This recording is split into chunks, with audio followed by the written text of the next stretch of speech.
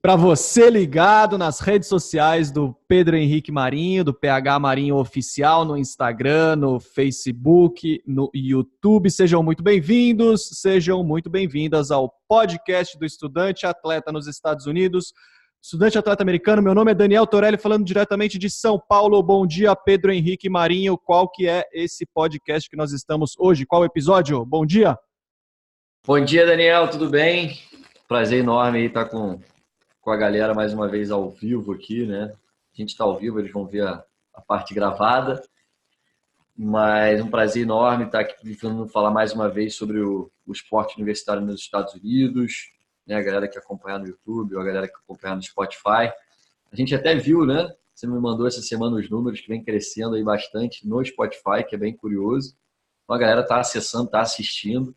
A gente fez até uma enquete no Instagram para saber qual é o melhor conteúdo no canal do PH, e o podcast está nas cabeças. Então aqui a gente está no caminho certo e muito feliz aí poder compartilhar mais um pouquinho do que eu aprendi e venho aprendendo sobre o esporte universitário e quem sabe aí poder ajudar mais e mais jovens a realizar esse sonho. Se eu não me engano é o 26, é isso? 25. Ou eu tô errado? 25, errei por um. Então, vou deixar aí você ter a honra de anunciar o tema de hoje, que eu acho que a galera já está curiosa para saber o que a gente vai falar.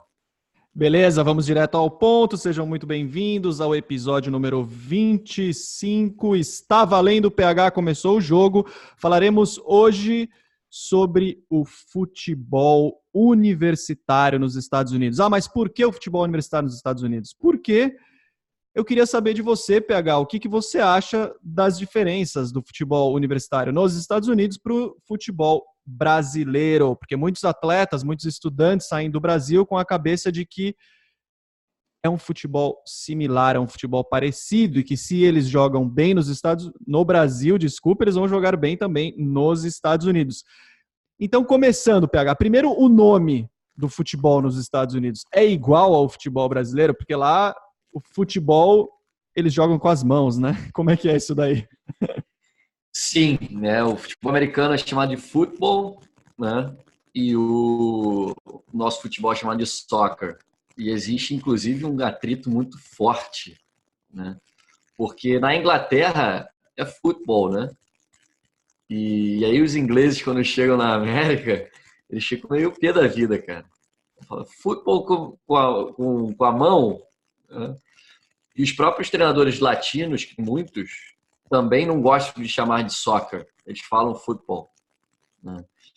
Então é uma curiosidade bem interessante aí. O esporte mais popular nos Estados Unidos, sem dúvida alguma, o futebol americano é um deles, junto do basquete e do beisebol, são os três principais, mas o soccer vem crescendo aí em passadas largas, né? E a gente tem aí não do futebol universitário, mas tem a entrada do time do Beckham na MLS, por exemplo, que ajuda, inclusive, o futebol universitário a crescer. Serve de vitrine também para que mais estudantes internacionais tenham interesse em passar por esse período, essa trajetória, né, esse caminho pelo esporte universitário. Então, isso é uma curiosidade. Nem todos ficam felizes com o termo, mas é a língua deles, a gente tem que respeitar, faz parte da cultura. E, como você bem falou, existe uma grande diferença entre o futebol nos Estados Unidos e o futebol no Brasil.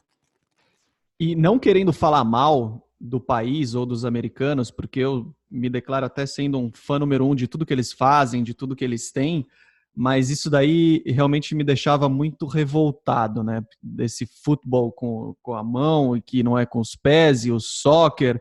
E uma outra coisa também é que os americanos se dizem amante de todos os esportes, que eles têm todos os esportes, então eles têm futebol, basquete, beisebol, futebol americano, e na mesma cidade você pode ter 5, 6, 7 times diferentes. Eu torço pro Bulls, eu torço pro Chicago Fire, eu torço pro, sei lá qual que é o time de beisebol dos caras. Então é tanto esporte, eles se dizem tão desportistas, que uma vez, até saindo um pouco do assunto, eu fui perguntar para um amigo americano, falei, mas rapaz, vocês têm todos os esportes, qual que é o seu esporte favorito, né? Ele parou, começou a pensar e falou assim, pô, o meu esporte favorito é o beisebol. Eu falei, pô, mas o beisebol, por que o beisebol, né? Aí veio a resposta dele, que me deixou mais revoltado ainda, né? Ele disse, é o beisebol, porque o beisebol é o jogo que tem mais duração e eu tenho mais tempo para ficar bebendo junto com os amigos, né? Eu falei, pô, então é esse o esporte que você gosta, cara? Eles vêm pelo tempo que eles vão ficar bebendo dentro do estádio, porque não sei se você já acompanhou uma partida de beisebol lá, porra, é irritante você ficar 8 horas assistindo. É monótono o negócio. O esporte nos Estados Unidos todo, ele é um evento, né? Você vai para um jogo de basquete, é um evento. Você vai para um jogo de futebol americano, é um evento. O beisebol é um evento. Então, a duração desse evento é bem longa. E aí eles têm ainda o pré-evento, que eles vão para o estacionamento do estádio, ficam bebendo com os amigos, fazendo churrasco muitas das vezes. Então, é bem interessante. E o esporte universitário, dependendo da divisão, Daniel, e do esporte, acontece a mesma coisa, né? Você tem um evento também. E muita gente, acredite ou não, prefere assistir o jogo do college do que o jogo profissional. Os americanos dizem o seguinte, que o college, o atleta está buscando lugar ao sol, vai fazer de tudo para conseguir chegar naquele esporte profissional.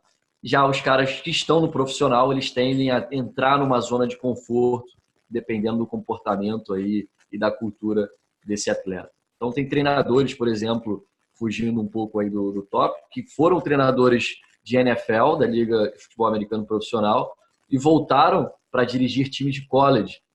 E às vezes o dinheiro, inclusive, maior, e a visibilidade e o calor, né, da torcida é muito forte. Então, o esporte universitário realmente tem um nível muito alto e o soccer, né, o futebol, tem crescido a cada ano, muito com a ajuda dos estudantes internacionais.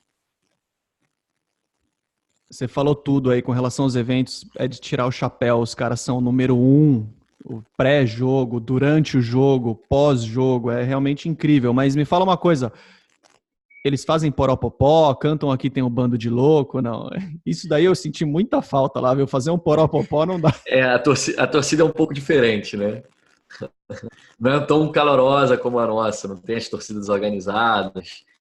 Mas um fato curioso que eu joguei na San Diego Christian College, que era a Knight, jogou contra a San Diego State, a principal universidade, a universidade mais forte ali no futebol de San Diego, que é a divisão 1. Cara, o estádio lotado, velho. Acho que cabiam 5 mil pessoas, 4 mil pessoas. E bandeirão, faixa, a nossa torcida gritava, a torcida deles gritava, né? Então, o estádio é um tapete. A gente tinha jogado, esse foi um jogo festivo, a gente não faz parte da mesma conferência, da mesma liga. A gente tinha jogado um dia antes a nossa conferência, que era um jogo importante. Então, em 2 dias, eu joguei 180 minutos, né? E eu lembro que, se não fosse a torcida e o calor da torcida, talvez eu não tivesse conseguido performar da maneira que foi. Então, como é diferente a gente jogar com o calor humano, com o calor da torcida gritando, apoiando, incentivando, e isso você pode sim encontrar no futebol universitário, dependendo, obviamente, de onde você vai jogar, do tamanho da liga que você vai jogar, se o programa é forte, é reconhecido, se a cidade apoia, né, essa faculdade ou não, mas o calor humano com certeza faz diferença. Você pode sim encontrar o calor da torcida, mesmo jogando futebol universitário nos Estados Unidos.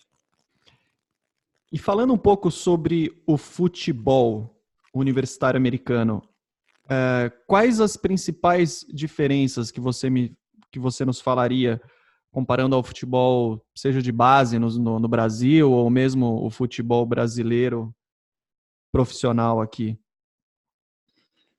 Acho que a principal diferença é a intensidade, Daniel. A gente viu um futebol, por exemplo, eu estava assistindo alguns jogos ontem, né, do Campeonato Brasileiro. Você ainda tem espaço para jogar, né? Principalmente no segundo tempo, quando a intensidade cai, você consegue dominar, pensar. Eu estava vendo o Daniel Alves ontem, tudo bem que é um jogador muito respeitado, né? Todo mundo que quer marcar o Daniel Alves, né? Ser driblado, tomar uma caneta. Então, você tem espaço para jogar, você tem espaço para pensar. Eu acho que a grande diferença é essa. Você tem espaço para pensar quando você tem a bola nos pés ainda. No futebol universitário, você tem que pensar antes da bola chegar em você. É um jogo muito mais rápido, é um jogo muito mais intenso. E nós, como atletas brasileiros, sul-americanos, nós gostamos de espaço. para mostrar o nosso talento.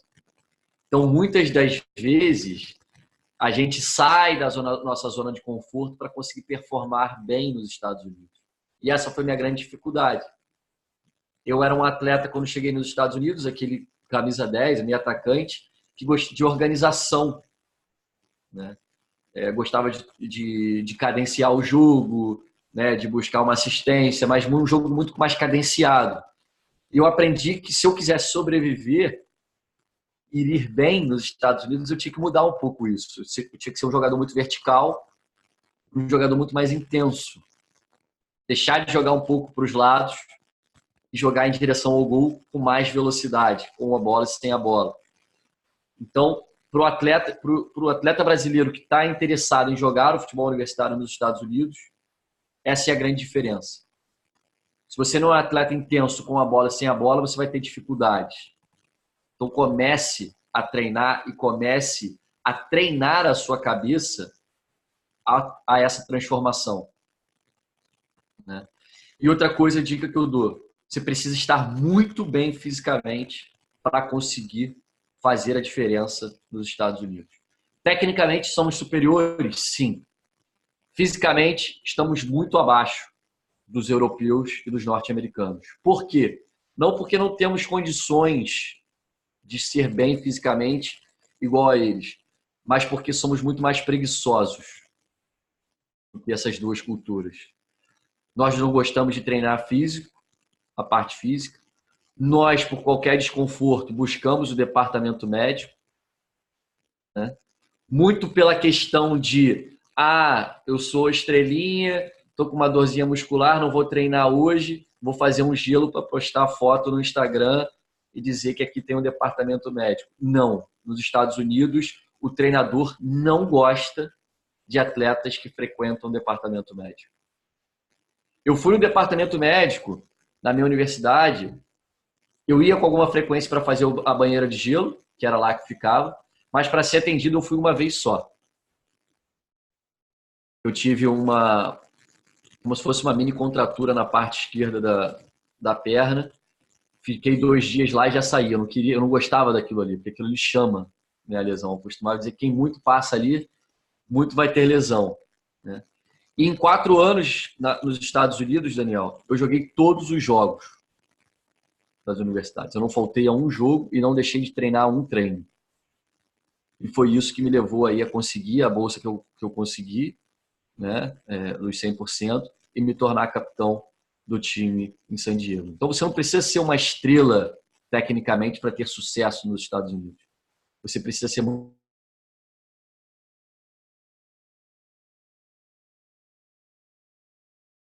aquele objetivo, né?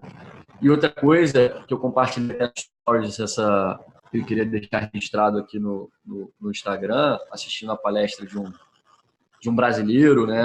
Desculpa, PH, o 18º brasileiro subiu, cortou. Cortou que você não precisa ser uma estrela e aí não sumiu. Você não precisa ser uma estrela técnica para brilhar nos Estados Unidos. Você tem que ser uma estrela do comprometimento, da disciplina, da força de vontade. Talvez você brilhe até mais do que a estrela técnica. Então, como a gente fala aqui, você não precisa ser a estrela do super craque. Você às vezes pode ser a estrela do operário, né? Aquele cara comprometido, focado, que realmente tem a vontade de ganhar. E trazendo aqui rapidamente, antes de passar a bola para você de novo, falando sobre essa palestra que eu assisti, do 18º brasileiro subiu o Everest, ele falou uma coisa que faz todo sentido para mim. Para nós sermos disciplinados, a gente tem que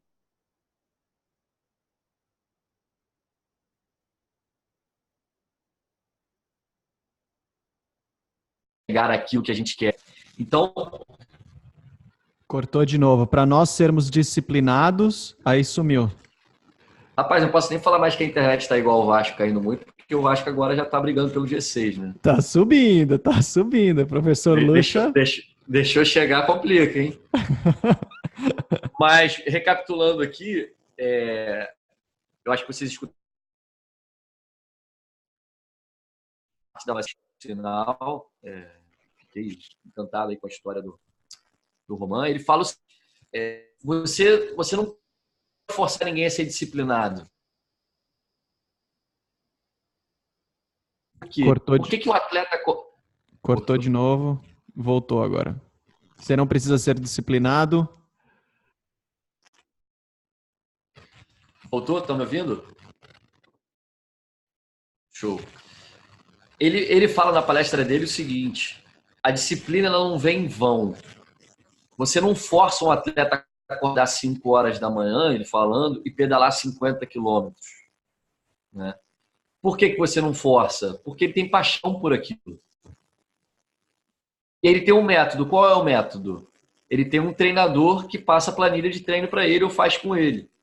Aí vem a disciplina. Né? Por que é muito difícil você ser disciplinado com alguma coisa que você não gosta? Dificilmente.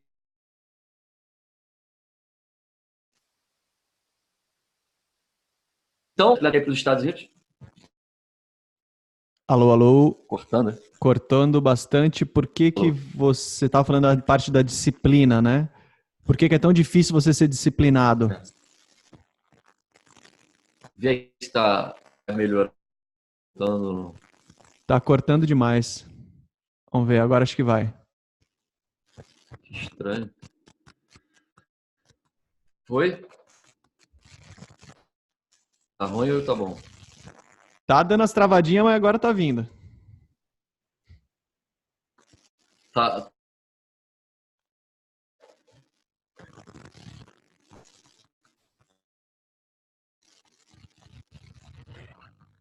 Travado.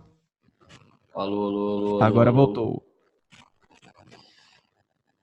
Então me ouve agora? Tá, voltou? Beleza, agora voltou.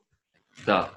Então, só para recapitular aqui, né, por que o atleta acorda às 5 horas da manhã para treinar? Porque ele tem uma paixão,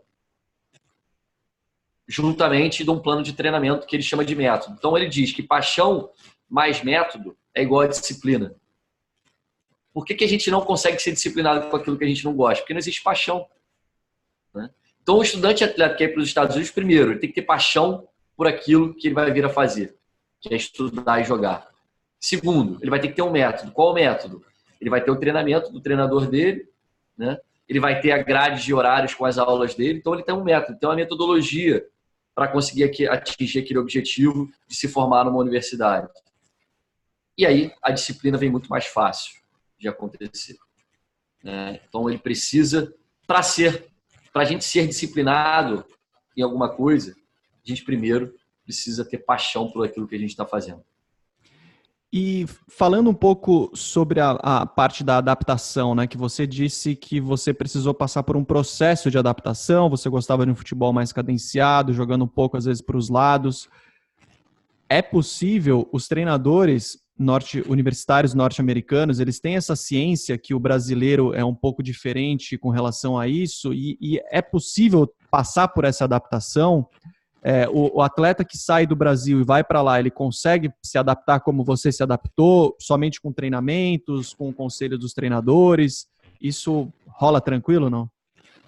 Eu acho que a primeira coisa para você conseguir mudar isso, Daniel, é o estudante atleta enxergar que precisa mudar. O problema do brasileiro é achar que é perfeito. Eu sou pentacampeão do mundo, meu futebol é pentacampeão do mundo. Só que a gente tem que entender que hoje o Brasil não está no topo mais. Né? Então, acho que a primeira coisa da mudança é você aceitar que precisa ser mudado. A segunda, com relação aos treinadores, obviamente eles sabem disso. E até por isso recrutam os brasileiros. Porque é muito mais difícil você ensinar a parte técnica do que a parte física. Certo? Então, o primeiro lado é aceitar a mudança. O segundo, o treinador sabe disso e ele vai querer te ajustar e te moldar para o futebol universitário. E terceiro, a mudança ela vem natural, porque os tipos de treinamento são diferentes. A metodologia de treino é diferente. E aí, quando você menos espera, você se tornou um atleta mais completo, na minha visão. Porque o atleta que joga com intensidade de a e sem a bola,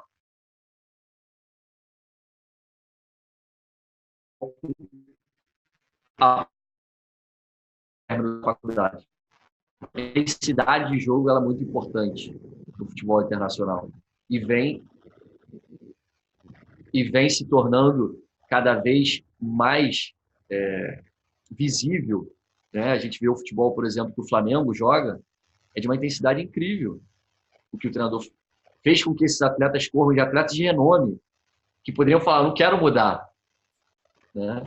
Atletas que já jogaram Champions League, atletas que já jogaram futebol europeu de alto nível, que são atletas consagrados.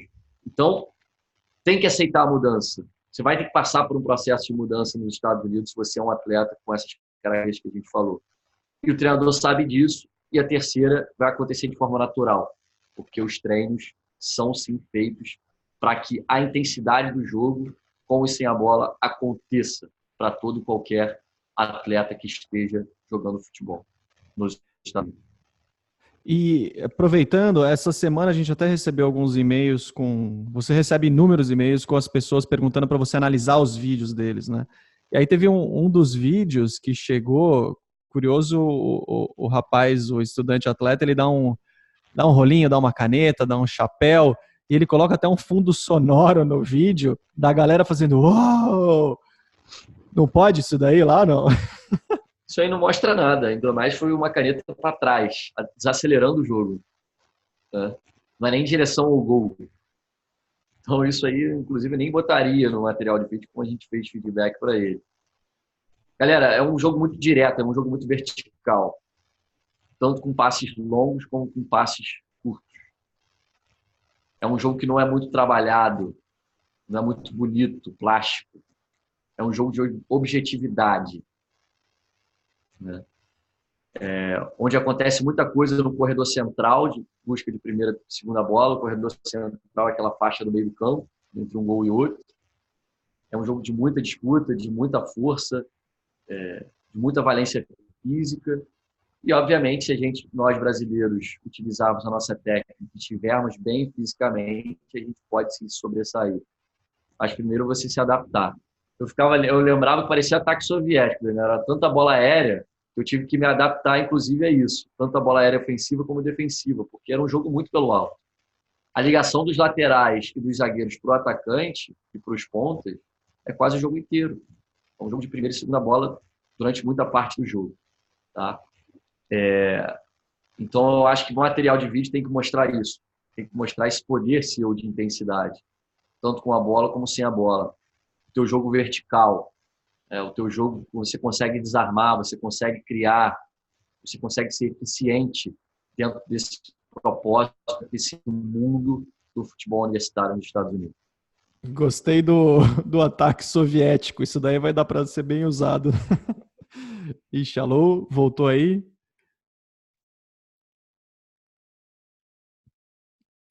Alô? Estamos com um pequeno... Agora o Pedro Henrique está de volta. Não, agora estou te vendo, te ouvindo, me ouvindo? Estou na área. Desculpa aí, pessoal. Quem sabe faz ao vivo é difícil. As conexões aqui hoje não estão das melhores. Mas gostei do ataque soviético. Isso daí vai ser bem usado aí no teu conteúdo. Vai ser título de vídeo. Exatamente. Legal. E, inclusive, o lance lá da caneta, do rolinho, do chapéu, não só ele colocou no vídeo, como ele colocou um replay daquele vídeo, daquele lance, né? Então... Outra dica que eu dou, não existe replay em vídeo. Por que não existe replay? Isso desacelera o teu vídeo, né? Ele torna ele mais lento. Se o cara quiser ver de novo, Daniel, ele volta. Sim, claro. Né? O replay, ele acontece por quê? Porque a gente está vendo ao vivo o jogo. Aí o cara bota o replay. A partir do momento que o vídeo é gravado, tem que botar replay. Se o cara achar interessante, o treinador ele volta e vê de novo, gente. Não precisa mostrar para ele o que você fez. Muito legal. E, PH, o seguinte, quero trazer um pouco do treinador Pedro Henrique Marinho, então, que algumas pessoas nos perguntam com relação às formações táticas que os treinadores americanos utilizam. Você falaria que existe uma formação assim mais tradicional dos americanos, uma forma de jogo que eles mais jogam? Você já falou que já deu uma dica aí que tem um pouco de ataque soviético, então talvez eles usem mais os centroavantes grandões lá na área. Não sei, como é que funciona isso? O que você falaria sobre esse assunto?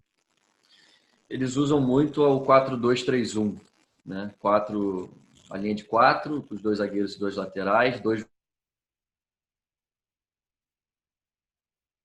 variar. Espera aí, pessoal, o PH caiu um pouquinho aqui, mas estamos seguindo com o nosso podcast Estudante Atleta Americano. Agora retornou o PH está de volta, estou vendo. Continua aí, PH. Eles utilizam muito o 4-2-3-1, então você falou, né? 1-2-3-1 com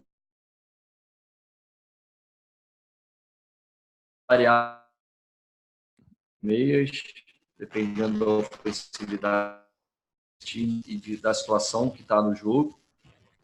Mas são essas as duas principais formações.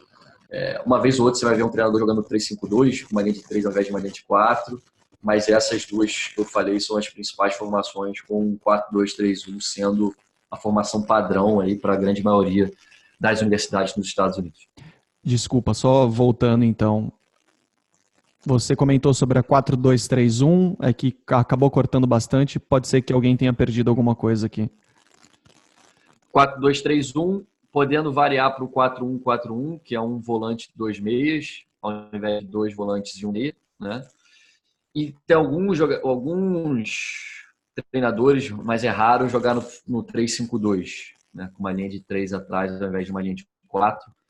Mas a formação padrão mesmo para essas universidades são uma linha de 4 atrás, 2 volantes, 1 meia, 2 pontas abertos e um centroavante.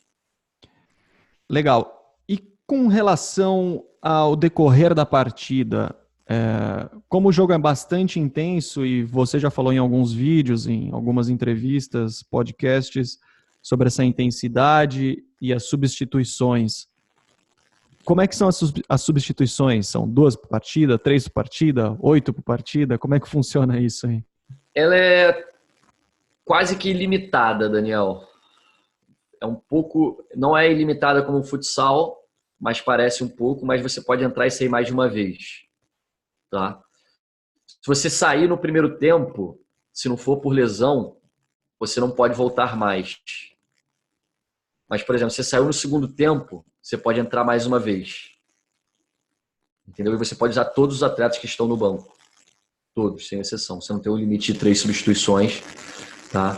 Então, teve um fato curioso na minha faculdade que eu tomei uma pancada e aí tive que sair por 2 minutos para fazer o médico me ver lá e tudo mais. E aí eu fui voltar e o bandeirinha não queria deixar eu voltar. E aí meu treinador falou, foi por lesão, não foi porque ele quis sair. Aí o árbitro autorizou a minha volta no primeiro tempo. Então no segundo tempo você pode sair uma vez e voltar em seguida, não tem problema. Então isso faz com que, mais uma vez, a intensidade do jogo permaneça. Porque você muito grande, então entra o oxigênio, então difícil a intensidade desse jogo vai cair. E outra coisa, tá ouvindo? Tá cortando? Cortou, acho que agora tá voltando. Agora voltou. Mas deu para ouvir o que eu falei, não? Deu uma cortada, acho que se desse para dar uma reforçada aí na intensidade do jogo, que não cai. Isso, a intensidade do jogo não cai por conta realmente dessas trocas, né? Existem muitas trocas ao longo de todos os 90 minutos. Então, você poder entrar e sair mais de uma vez, isso faz com que a intensidade do jogo dificilmente caia, né? E aí, uma arma que os treinadores usam de, por exemplo, botar a marcação individual em um atleta diferenciado da outra equipe. Faz um rodízio, coloca 2, 3, 4 jogadores diferentes para marcar esse atleta e torna-se o papel desse atleta diferenciado da equipe adversária muito mais difícil. Porque tem sempre gente com sangue novo aí marcando ele e o espionando de perto, né? Legal. E com relação aos seus companheiros de equipe, dos outros estudantes, pelos times que você passou lá, que foram 2, como é que era essa convivência, ajuda de um com o outro? Tinha muita competitividade entre um e outro? Se ajudavam bastante? que você sentiu nisso lá nos jogadores? Até porque não são só americanos também, né? São estudantes do mundo todo, né? A competição interna, você Isso. diz? Olha, eu via com bastante naturalidade, né? Obviamente que querendo buscar o espaço do outro, mas não existia, pelo menos na minha faculdade, aquela trairagem de querer passar por cima do outro, custar. Né? A gente conseguiu construir uma família realmente. E aí eu ficava a cargo do treinador decidir quem jogaria. Tá? Mas ele tinha jogo dentro que ele usava uma formação, tinha jogo fora que ele usava outra, com diferentes peças. Então depende muito do seu treinador. Mas eu via com bastante naturalidade, não vejo como uma coisa profissional, né, que um tentou passar por cima do outro de maneiras, vamos colocar assim. Então isso era uma coisa que a gente não tinha tantos problemas dentro das minhas duas universidades pela qual eu fiz parte. Outra coisa interessante, que é um fato curioso, Daniel, a partida lá ela não tem acréscimo. Né? São 45 minutos o tempo todo. Voltando aqui, então a partida lá não tem acréscimo. Paramos aí, então. Isso, a partida não tem acréscimo. Continuamos com alguns pequenos problemas. Vamos ver se o PH retorna. Segunda-feira, né, gente? Alô, alô. Segunda-feira não é fácil, nem para a internet. PH nos ouve? Tô ouvindo. Então vamos lá, vamos tentar de novo aí. Aos 45 minutos encerra a partida, então? Não tem acréscimo nas partidas lá? Isso, não tem acréscimo. O relógio só vai parar se tiver cartão amarelo ou lesão, né? Alguém se machucou. Aí eles param o relógio, tá? E se terminar empatado em 0-0 ou 2-2 ou 1-1, depois dos 90 minutos, eles têm overtime para qualquer jogo, que é a prorrogação. São 2 tempos de 15 minutos. Se permanecer empatado, acaba o jogo empatado. Só que essa prorrogação é golden goal. O primeiro gol, quem fizer, acaba. Tá? Então, teve um fato curioso na minha faculdade, no meu terceiro ano, se não me engano, a gente teve 4 partidas seguidas para o overtime. Então, você vai 120 minutos, praticamente, quase, durante 4 partidas, de jogadores muito fadigados. Então, isso vai acontecer com você. Todo jogo terminar empatado, você vai disputar um overtime. Caso haja um empate depois dos 120 minutos, a partida termina empatada, não tem pênalti, tá? E se alguém fizer um gol, é modelo Golden Goal, aí, gol de ouro. Quem fizer um gol primeiro acaba a partida, independente se tiver tempo sobrando no relógio ou não. Saudades do Golden Goal, hein? Do famoso gol de ouro. Meu Deus do céu, dá um ataque no coração isso daí. E antes de finalizar, então, caso depois você queira falar alguma coisa, fique à vontade. Mas com relação ao contato, ao relacionamento com o treinador e a comissão técnica, você tinha. É legal esse contato? A comissão técnica ajudava? Eles têm auxiliares que auxiliam mesmo em todo o processo? Como é que era essa relação entre jogador e comissão? Eles tinham. As universidades têm equipes que fazem o trabalho, como nos clubes aqui no Brasil, por exemplo, um analista, um auxiliar, sei lá, fisioterapeuta, etc. Geralmente a comissão técnica ela é formada por um treinador, um auxiliar, tá? Um preparador de goleiro. Essa é a forma. E aí você tem, fora da comissão, faz parte para mais esportes, os fisioterapeutas e o preparador físico, que é a parte de musculação, né, de levantamento de peso realmente, essa parte física, que aí serve para todos os esportes. E qual foi a sua outra pergunta mesmo? Não, era mais entender sobre a comissão, quem que compunha a comissão e como é que era essa Geralmente, relação. geralmente era isso e os auxiliares técnicos, muito gente boa, né? Você tem mais acesso a eles, dependendo do perfil do treinador, ligados aí a montagem dos treinos, ajudar o treinador. Tem treinador que, por exemplo, só entra em campo na última parte do campo para fazer o coletivo, a parte tática, o trabalho inicial fica o auxiliar técnico, o preparador de goleiro pega os goleiros à parte, né? E, e é uma relação muito legal. Eu acho que eu não tive problema nenhum de relacionamento com meus treinadores, né? Eu acho que você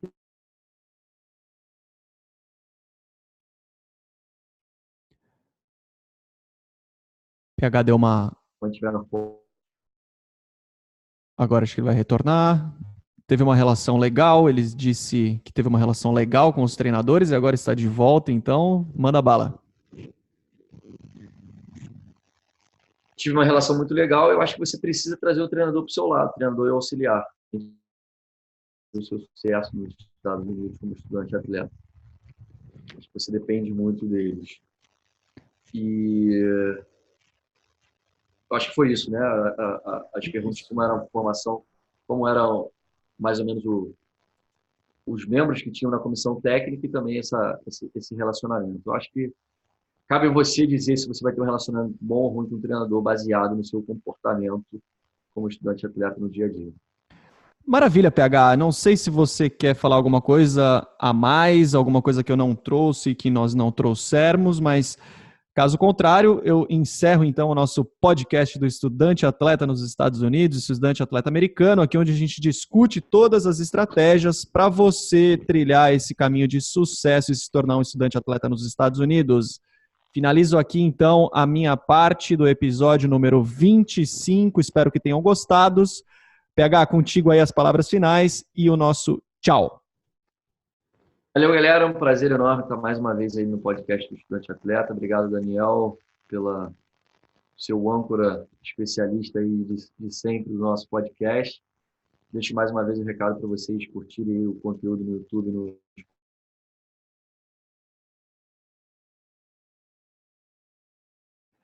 E bem na hora do tchau, o PH acabou dando uma caída aqui, mas agora está de volta aí. As despedidas são sempre difíceis, eu entendo bem, PH, mas manda bala de novo aí então, para seguir nas redes sociais, no YouTube, que estava falando isso, eu acho. Isso, segue a gente nas redes sociais, segue no YouTube, no Spotify, dá uma moral achando, porque a gente já está de volta com mais um podcast. Foi uma honra e um prazer enorme fazer parte desse podcast número 25. Valeu, um abraço, bom dia, boa semana a todos.